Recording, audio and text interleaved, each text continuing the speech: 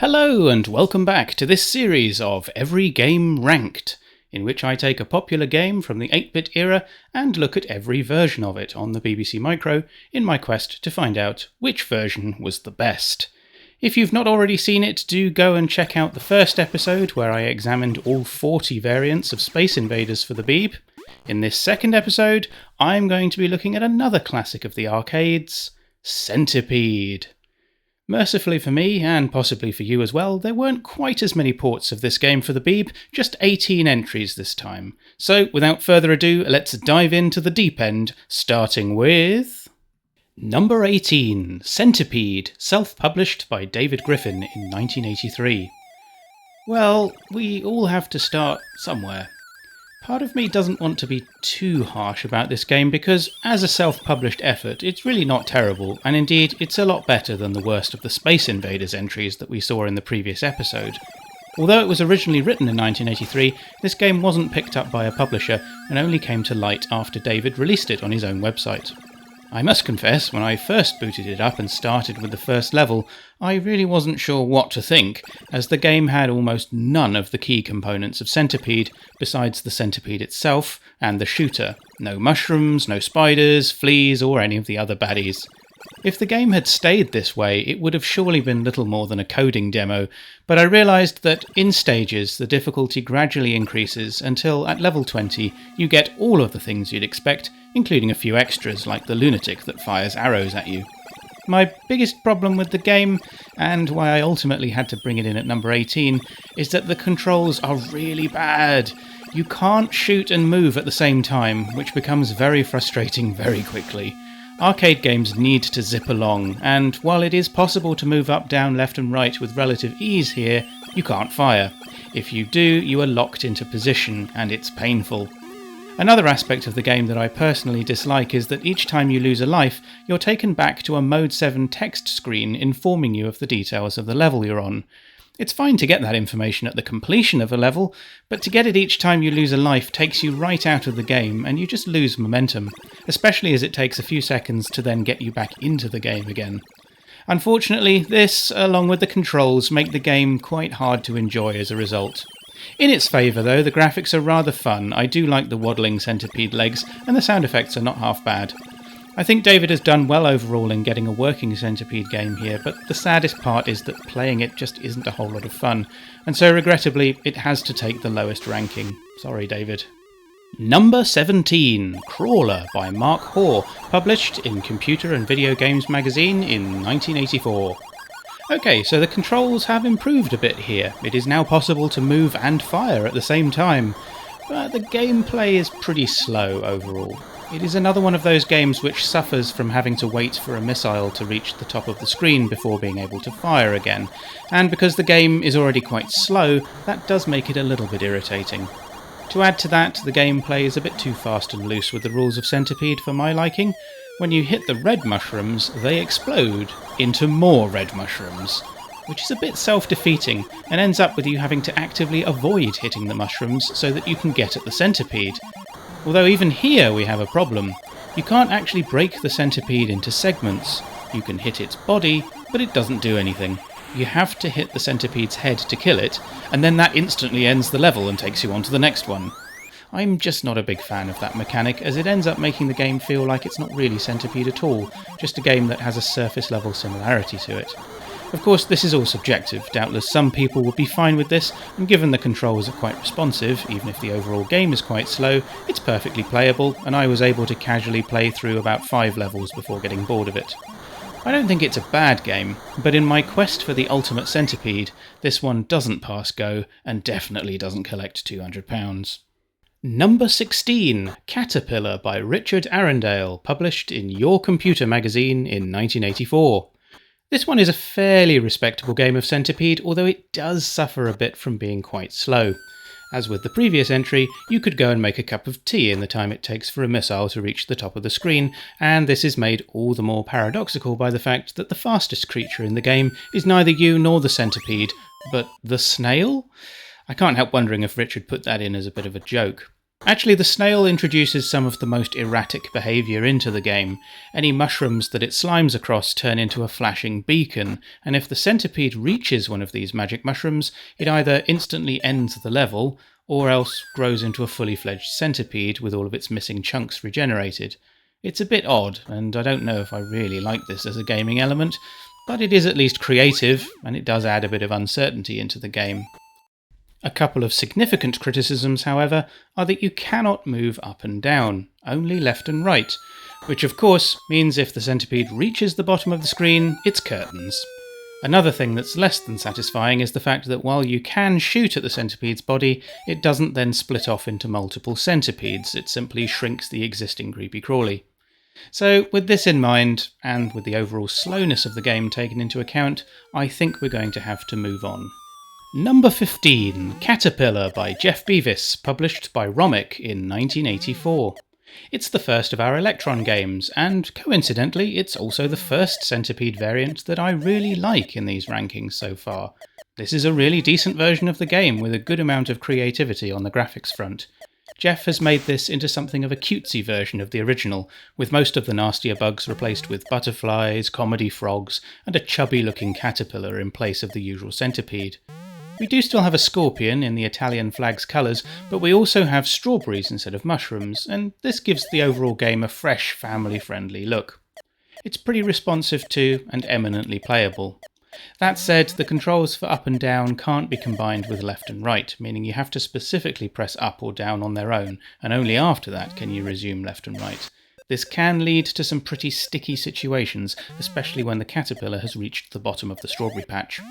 The flickering caterpillar itself is a questionable feature. I personally don't mind it, but I can see that if you were to play this game for a long enough time, the strobing effect might get a bit tough on the eyes.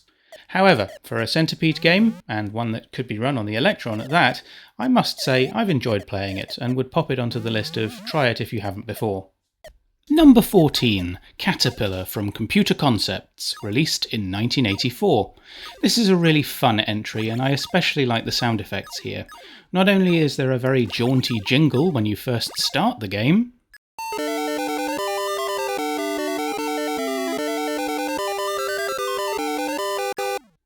but there are some very satisfying sounds for the firing of your missile, and for each piece of caterpillar you successfully take out. I love the comical look of the caterpillar's head, and the difficulty increases modestly, starting out fairly easy, and then gradually getting harder as you clear more and more caterpillars. Indeed, it's not long before the spider goes from being a fairly innocuous thing to avoid, to a rocket booster-powered menace that flies across the screen. From a critical point of view, the speed of the laser turret isn't the greatest, and it does sometimes feel a bit sluggish, even if the controls themselves are fine. You can weave up, down, left and right and fire without having to unpress particular keys, but the response rate is a little bit slow. I'm also not super keen on the way the segments of a dispossessed caterpillar can overlap and almost disappear with just a slight flicker to indicate where they are. I think this is a flaw in the programming rather than an intentional game mechanic, which is a shame, as overall this is another decent entry. Number 13, Bugs by Dennis Ibbotson, published by Virgin Games in 1983. Well, this one possibly stretches the definition of a Centipede game slightly, principally because we haven't got a centipede?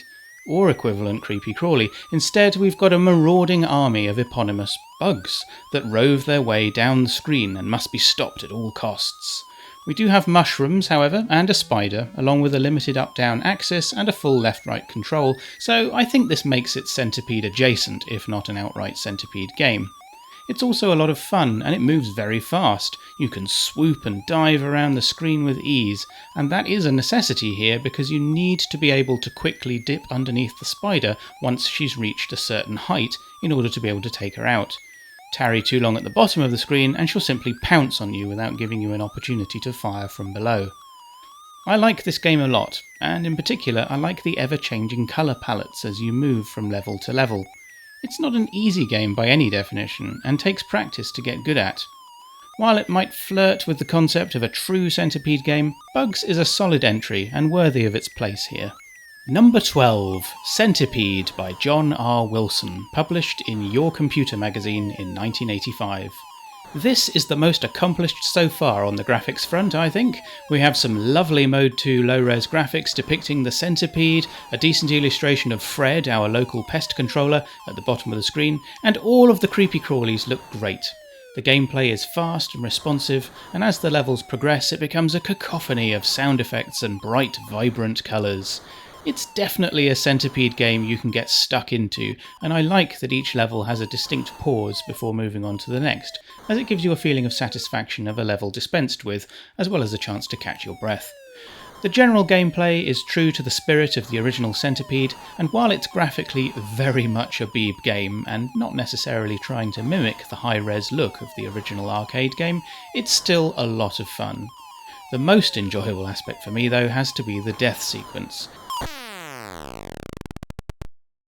It's a maelstrom of strobing coloured bars, accompanied by what can best be described as digital flatulence. I love it, and I'm pretty sure child me would have loved it even more. Number 11, Mushroom Mania by Jonathan Temple, published in 2 back-to-back issues of Popular Computer Weekly in 1986. This is a lovely entry. High-res, minimalist graphics that, for possibly the first time in the rankings so far, appear to be an attempt to mimic the arcade game. Precision firing, a nice smooth Centipede, and a general feeling of enjoyment that washes over you the more you play. Not only that, but this is, drumroll, a type-in listing game. I think it's impressive for that, given how much better it plays than some of the earlier commercial entries. It's not fully basic, of course. We've got some inline assembler at work to improve the speed of the game, but for all that, a game as good as this for just 2 magazine purchases seems pretty fair going to me. It does have its flaws, though. We can't move up and down, and the Centipede doesn't exactly disintegrate in an especially satisfying way. It just loses segments each time you hit it, to the accompaniment of a rather incongruous jolly jingle. In the later levels, some of the added baddies are also, shall we say, frustrating. The flea, in particular, homes in on you, and whilst that does mean you get a reasonably clear shot shortly after it appears, if you're still waiting for an in-flight missile to complete its journey, you're basically toast. It feels less like a challenge than it does certain death, and that is a shame because my overall feeling towards this game is very positive indeed. Number 10, Nemesis by Tim Chone, published by Micropower in 1983. This is a fantastic spot of creativity. Tim Chone has taken the familiar Centipede recipe and spun up a rather nifty take on it, set in outer space, with some kind of nefarious convoy of Vogons taking the place of the creepy crawly. Each level gets steadily harder, introducing more villains, including the Charger in place of the Flea, the Crusher taking the role of the Spider, and the mysterious Crawler claiming the Snail's spot. Instead of mushrooms, we have asteroids which can be destroyed with 2 shots, after which they rain down debris onto your craft. Overall, these graphical tweaks make the game very engaging, and although it still plays and feels a lot like Centipede, it's enough to give it an edge and persuade you to dig it out and have a go, even if you've grown bored of the more traditional Centipede game. Gameplay-wise, it's relatively smooth, although the firing controls are a bit off at times, especially when there's a lot of activity on screen. It's not game-stoppingly bad, but more than once I did lose a life because the fire key didn't seem to respond at quite the right time. Annoying, but nowhere near enough to prevent me wanting to play on. Oh, and as an added eccentricity, the game also features a digital rendition of Teddy Bear's Picnic.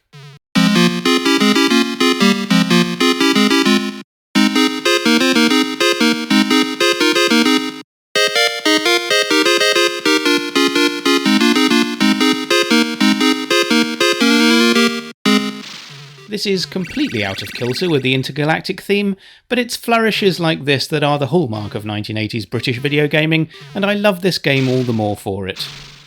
Number 9, Aqua Attack by Paul Fellows, released by BBC Soft on the BBC Master Welcome Tape in 1984. Another entry celebrating the creative fun you can have with the Centipede formula. This one positively speeds into 9th place. Paul Fellows, a bit of a legend in Acorn circles, wrote this presumably to champion the Master's capabilities, although intriguingly it does run on a BBC Micro Model B just fine. It's also the first entry that finally allows us the joy of being able to fire multiple missiles at once, instantly elevating it above the entries that have come before it. The multi-fire effect, coupled with the silky smooth manoeuvring that you can achieve, makes this a powerhouse of a game. The graphics might not be as sophisticated as some other entries, but they have their own charm. I particularly like the menacing octopus that tracks you from the seabed, and which you have to head towards the surface to be able to dive back down again in order to take it out. The sound effects are possibly the weakest aspect of the game for me. The little beeps and chirrups make destroying the rampaging sea snake a little less enjoyable than it could otherwise be.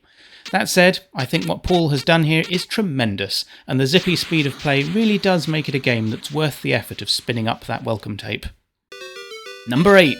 Centipede by Philip Blenkinsop, published by Players in 1986. Crikey, try saying that one quickly.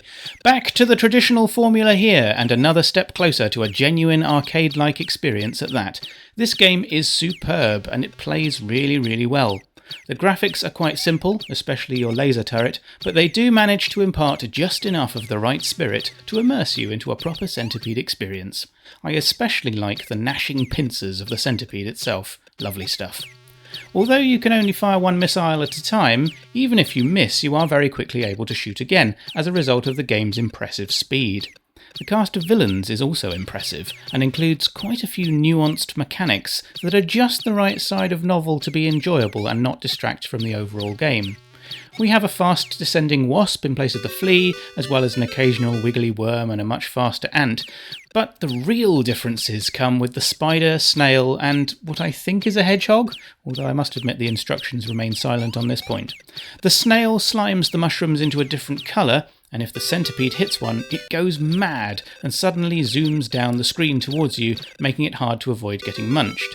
Speaking of madness, the spider seems to be on drugs. I don't know what's going on with it, but it moves at ridiculous speed in quite an erratic fashion and is very difficult to avoid. The hedgehog, if that is indeed what it is, moves weirdly from left to right, up and down, occasionally depositing flowers. Aw, how sweet of him. Well, not really, because they're indestructible flowers, and this can quickly make the bottom area of the screen hard to navigate. If I had one criticism of this game, it's that there is no death sound when you get hit. Everything just goes eerily silent. I find that a bit unnerving, and much prefer a good old dose of Beeb white noise. Overall though, this is a tough version of Centipede, and so if you enjoy an engaging challenge, I definitely recommend it. Number 7. Centipede by Richard Hanson, published in 1983 by Superior Software. It's surprising to be bringing Superior's entry into the rankings this early, especially as channel regulars will know that this game featured in my original Top 85 Games series. Of course, like any Superior title, it's solid gold, a game you can play and play without getting bored, and which overwhelms you with glorious colours and raucous, noisy effects. It's a real feast for the eyes and ears, and as a BBC Micro game, it is fair to say it's a classic of the genre. Big, chunky sprites, satisfying sounds, and a fully responsive set of minimal controls, allowing you to get stuck in without any real need for instructions. It has all of that in its favour, no doubt about it. But where I have to sadly criticise it is this: you can only move left and right. Now that does make it a simpler game to control, but it really does go against the nature of a true Centipede game for reasons I've already called to attention in this video. You can't escape the Centipede once it's reached the bottom of the screen. While that mechanic is all well and good for Space Invaders, it has no place here in a Centipede game.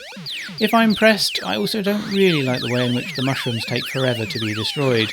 Most Centipede games require 2, possibly 3 hits and the entire mushroom is obliterated. Here, you have to salami slice it to bits, and in practice you really don't have that much time to do so before the centipede is upon you. This basically makes the mushrooms a permanent fixture, which again is a little out of keeping with the spirit of Centipede. However, none of that takes away from the fact that this is a great game, and like all Superior titles, well worth your time. But our hunt continues. Number 6. Caterpillar by S. Riley, released by IJK Software in 1983. Now here's a smashing entry. This one has all the ingredients of classic Centipede, and it's rendered in sharp, minimalist graphics with an ever-evolving colour palette. You're provided with a variety of difficulty modes, and if you start with the first one, you might think that this was a bit of a slow game, possibly even a dud. But you would be wrong. On the harder difficulty modes, it's very obvious that the brakes are off and we are in the hands of a master programmer who knows precisely what they're doing. It turns out the easy mode has had to be deliberately slowed down because the real speed, available on difficulty setting 9, is land speed record territory. The game powers along and takes you in its wake. You really need to keep your wits about you to avoid the seemingly ever-present spider while taking on the Centipede, making it a multitasking challenge extraordinaire. The sound effects are wild, and when you die, you certainly know about it.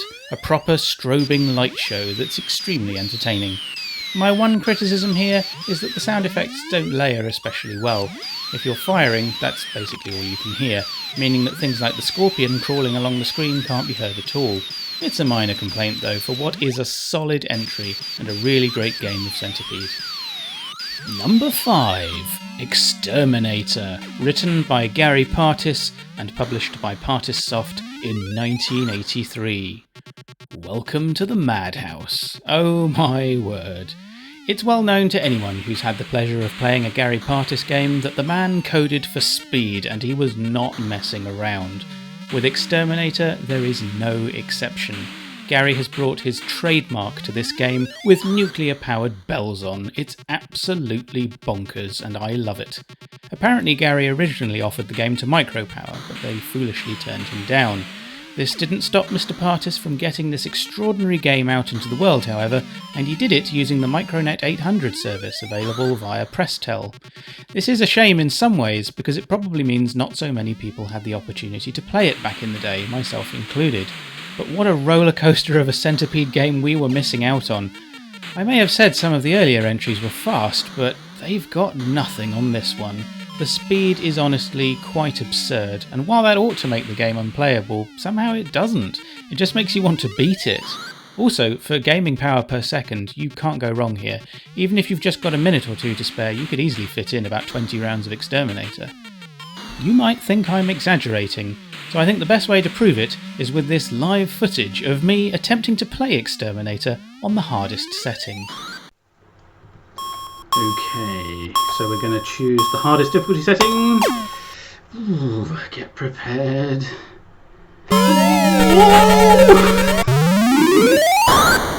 Okay.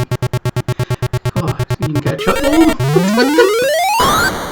that spider. Oh, that worm. Oh.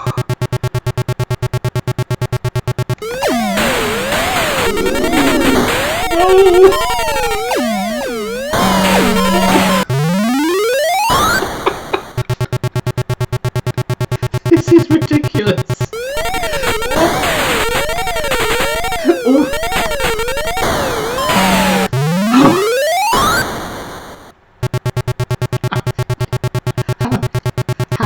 How can you play on that setting for more than a few seconds? That was ridiculous. But it was kind of fun too. Mad, mad, mad, but oh so much fun. Thank you, Gary, for this absolute gem. Number 4, Bug Blaster by Steve Evans, published by Alligator in 1983. Well, with my nerves recovered, we're straight into a first-rate arcade-style version of Centipede here. This Alligator number is incredibly playable, and it has all the sharpness and polish of a proper arcade clone. The graphics are excellent, and the sound effects have real character. In particular, the thrum, thrum, thrum of the gun, the tick, tick, tick of the Centipede, and the slightly bizarre crash, smash, bash noises of the regenerating mushrooms after each level. The responsiveness is top-notch. You definitely can't hide behind the excuse of sluggish keys to make up for your own poor playing skills here. Not that I would ever do that, of course. Another Centipede variant I never had a chance to play as a child, but which I know I would have loved and come back to again and again if I had. I would have possibly liked to score this one a little higher, but for the fact that the sound effect of the flea is quite annoying. And that wouldn't be so bad if it wasn't for the fact that it seems to be constantly falling down the screen. I do wonder if the random number generator used for spawning that flea couldn't do with a slight tweak here. Because if it could, this would definitely be up there with the very best of Beeb centipedes. Great stuff. Number 3, Spectipede, by TFC, released by Mastertronic in 1984. Another excellent entry here. This one comes in two flavours, featuring both high and low resolution graphics. Both versions of the game are great, and it's quite tough to make my mind up about which is best. I've played them equally as much, and they each have their own strengths. The low-res version feels very Beeb-like, as perhaps all games in Mode 2 tend to do, while the high-res version is sharper and slightly more like an arcade game. At the same time, the size of the graphics in the high-res version do minimise some of the details of the sprites, in particular the wiggly triple-coloured caterpillar, which is my definite favourite. Then again, in the high-res mode, the Centipede itself looks a bit like a section of soldered-together ROM chips to my eye, and that definitely is an appeal all of its own. In terms of gameplay, it's a super-calibrated joy, and you can very easily lose yourself in the game. What is more, the sound effect layering works perfectly here. You get multiple effects all firing off at the same time, from gun blasts to wobbling caterpillars to sinister bats, making it thoroughly immersive. On a related note, by the way, the intro music, along with the Mode 7 font, does make you think you're about to embark on some grand text-based adventure game.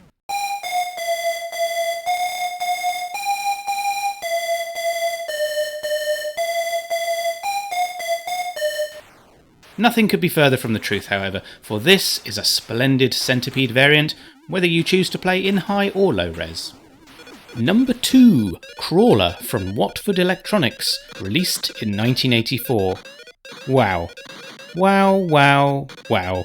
It's an embarrassing admission to have to make, but I had absolutely no idea that Watford Electronics ever published any games. Back in the day, I knew them, of course, principally for their excellent disk filing system, an alternative to Acorn's own, and of course for being a major supplier of Beeb hardware. Their adverts in the micro-user were hard to miss, as they typically ran to several pages. Their prowess in the hardware space was well recognised, but what I had not realised until now was just how good their gaming output could be. At least if Crawler is anything to go by. This is a glorious arcade experience with super sharp graphics and delightful sound effects, providing all of the key components of a Centipede game. I would go so far as to say if you wanted to play Centipede at home back in the 1980s, you surely couldn't have had a better version on a BBC Micro than this one. I am in awe of it, and it's a crying shame that Watford didn't provide the name of the programmer who wrote it. Please, please, if you're watching this and know anything at all about Watford Electronics and their software output, get in touch, as I would dearly love to know who wrote this tremendous game. Honestly, when I was ranking all of the 18 versions of Centipede, I got to this one about halfway through, and I just couldn't stop playing it. I think it's wonderful, and I cannot recommend it more highly. It is, without doubt, the 1980s champ of the BBC Micro Centipede scene.